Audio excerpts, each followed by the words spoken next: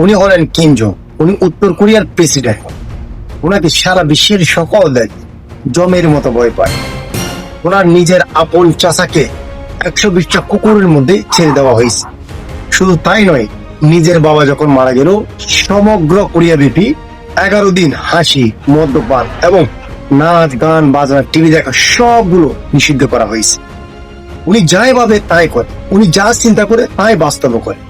উনি একজন উন্মাদ পাগলের মতো। উনি এমন লেভেলের খেলোয়াড়, ওনাকে সকল দেশ ভয় পায়। পারমাণবিক থেকে শুরু করে সকল ধরনের মিসাইল ওনার থেকে মজুদ আছে। উনি নেক্সট লেভেলের খেলোয়াড়। উনি মাঠের জন্য ফাঁকাফোক্ত খেলোয়াড়, কিন্তু বেচারের একটাই কষ্ট, একটাই দুঃখ, ওনাকে মাঠে কেউ রাখে না। উনি অনেক আগ্রহ নিয়ে বসে থাকে কোন একটা কান্ট্রি, কোন একটা দেশ, ওনার মিত্র দেশগুলো ওনাকে ডাকবে মাঠে খেলার জন্য।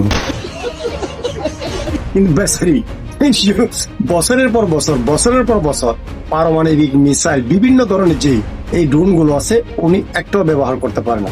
উনি মাঝে মধ্যে ক্ষুব্ধ হয়ে সমুদ্রতে নিক্ষেপ করে ওনার পারমাণবিক এই যে মিসাইল এগুলো, উনি মাঝে মাঝে ফায়ের উপর ফাড়া দিয়ে ঝগড়া করতে চায় ইসরায়েল আমেরিকার সাথে। তারপরেও কিন্তু তারা ঝগড়া করতে তার সাথে রাজি নয়।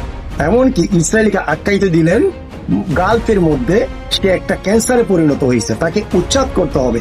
কিন্তু এরপরে ইসরায়েল তার সাথে ঝগড়া করতে রাজি নেই। বেচারা কি করবার বলুন? সেজন্য ক্ষুব্ধ হয়ে এই সমুদ্রে, সাগরে নিক্ষেপ করে তার পারমাণবিক মিসাইল গুলা। তাকে নিয়ে আপনাদের মন্তব্য অবশ্যই কমেন্ট বক্সে জানিয়ে যাবেন। আসসালামু আলাইকুম।